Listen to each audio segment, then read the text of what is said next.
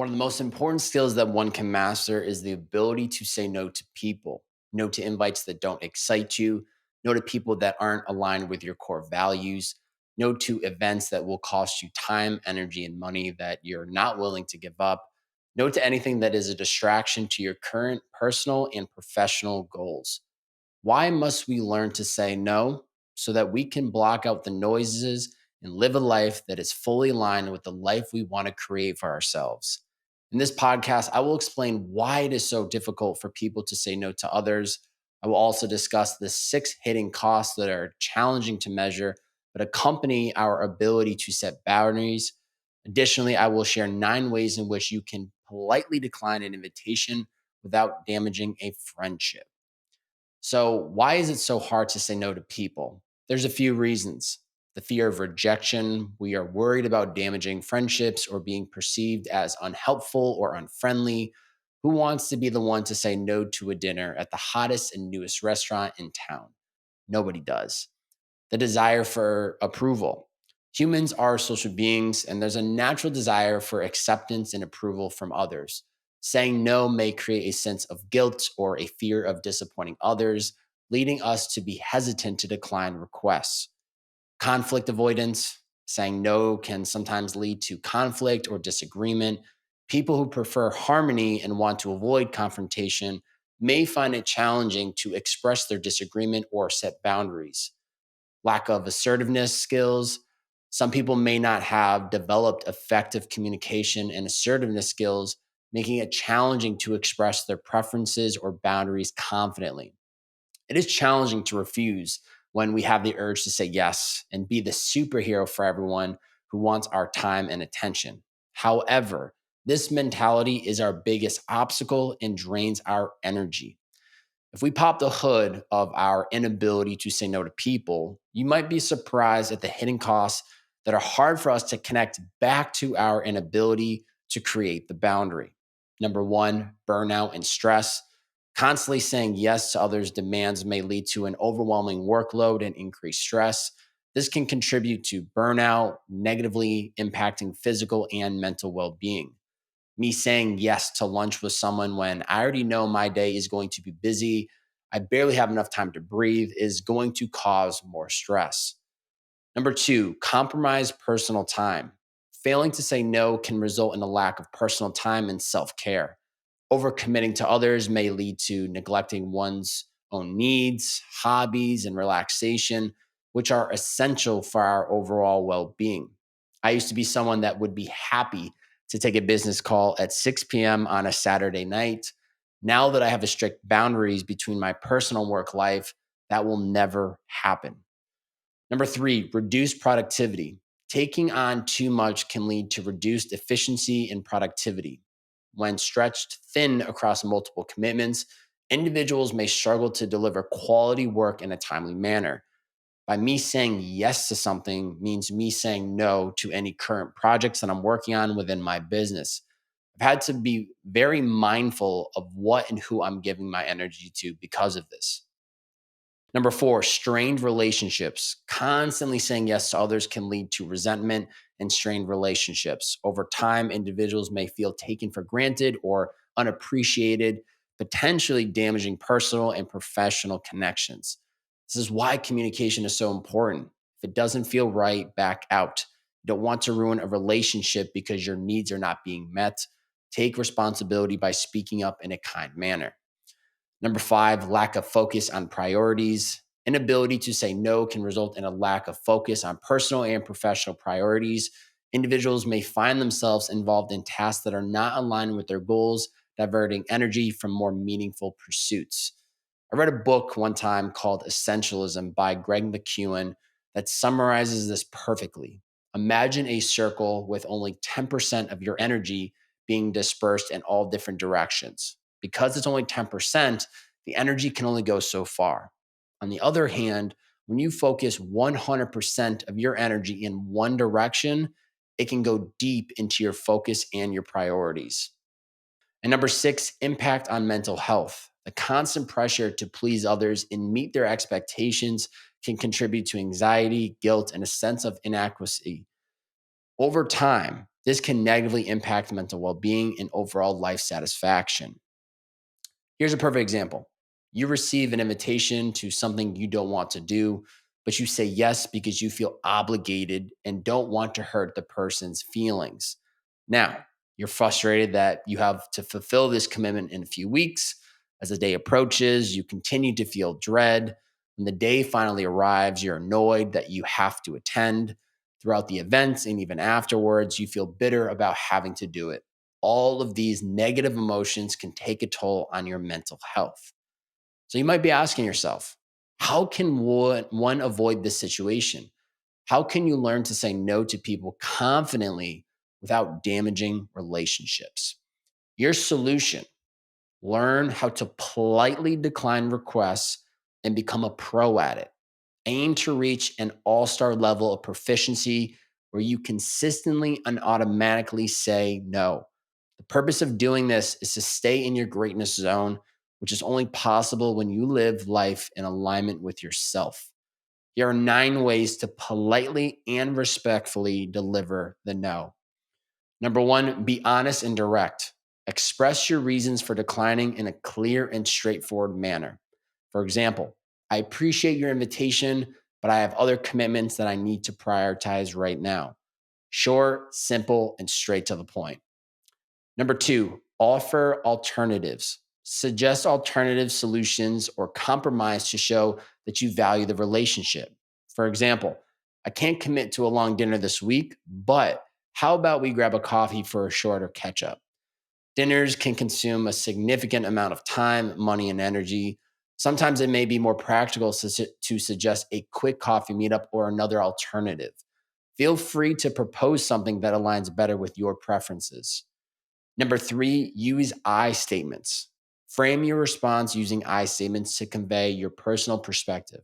For example, I would love to help, but I have a lot on my plate right now and I need to manage my time wisely. If you don't prioritize yourself, who else is going to? Think about it. Number four, express gratitude. Show appreciation for the invitation or request before delivering your response. So, for example, thank you so much for thinking of me. Unfortunately, I won't be able to participate at this time. The phrase, thank you so much for thinking of me, can have a significant impact and subtly remind the person that you truly appreciate the gesture of them reaching out. Number five, set boundaries. Clearly communicate your limits and boundaries to ensure mutual understanding. For example, I've decided to take on fewer commitments to focus on my well being, so I will need to pass on this. I recently received a text from someone I invited to be on my podcast. They informed me that they will not be doing any podcasts for the next 6 months as they need to focus on their priorities. I have a great deal of respect for their ability to recognize their needs and set boundaries for themselves. Number six, be firm but polite. Maintain a firm stance while keeping your tone polite and respectful. For example, I have to decline, but I hope you understand. Let's plan for something another time. I firmly believe that the way we communicate can greatly influence the outcome. Consider someone asking, can you pass me that bottle of water? The tone that's used can convey a variety of emotions, which in turn affects how the message is received and responded to. Similarly, we must be mindful of how we communicate the no response to someone. So here it is. Can you pass that bottle of water? Can you pass that bottle of water? Can you please pass that bottle of water? See how differently they all sound, and it communicates you so much differently. We can do the same when giving people a no response. Number seven, buy time. If you need more time to consider, express the need for reflection. For example, I appreciate the opportunity. Can I get back to you by insert specific date once I check my schedule? I recently heard on a podcast someone share that they do not allow themselves to say yes to anything over the phone. We often feel pressured and it may make a decision that we later regret because we're on the phone and we feel we have to say yes right now. If you need more time to consider, communicate that. But also ask yourself, if this were tomorrow and your schedule was clear, would you say yes? That should help you make a decision. Number 8, frame it positively. Emphasize your positive intentions and express regret. For example, I wish I could join, but unfortunately I have to decline. Let's plan something else soon. If it's someone you respect and value, suggest another potential idea if what they propose doesn't align with your preferences.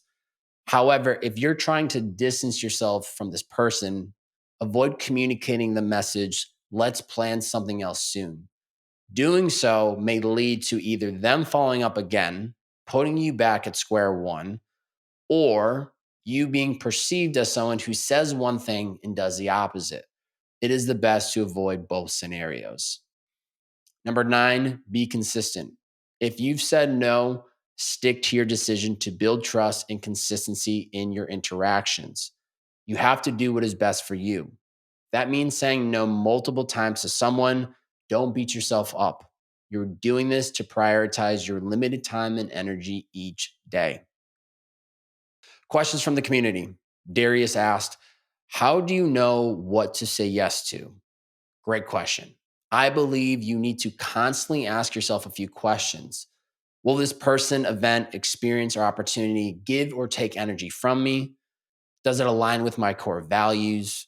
Do I feel excited or instantly regretful when committing time to it? Your priorities will shift and change throughout different seasons of your life. That is natural. So, regularly checking in with yourself and asking what you need in this present moment will help you determine what to say yes to. When I first moved to Austin in September, I had a few people I wanted to connect with, but it didn't make sense right away because I needed to focus on unpacking, getting back into my routines, and figuring out all the logistics of moving to a new state.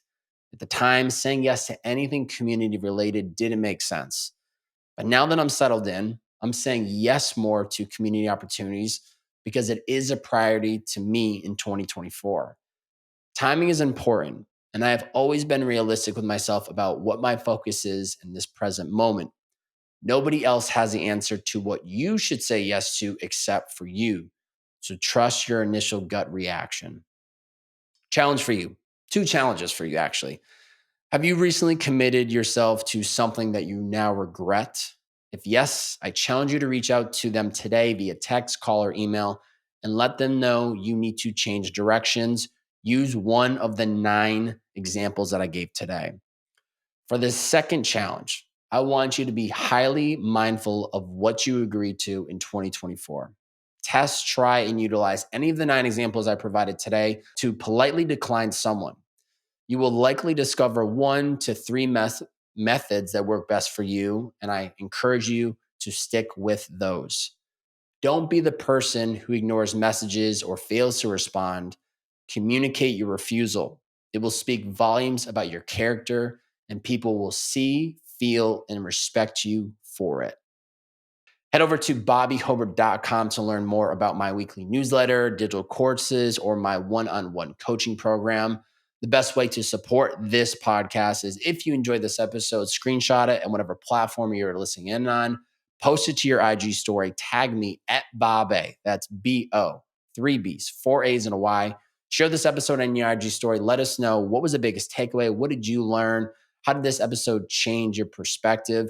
You sharing it out is the beginning of a ripple effect. And hopefully someone that follows you will see it, want to listen to it, and then get value from it, which they will thank you for sharing it out because you showed them that this was alive and they can listen to it.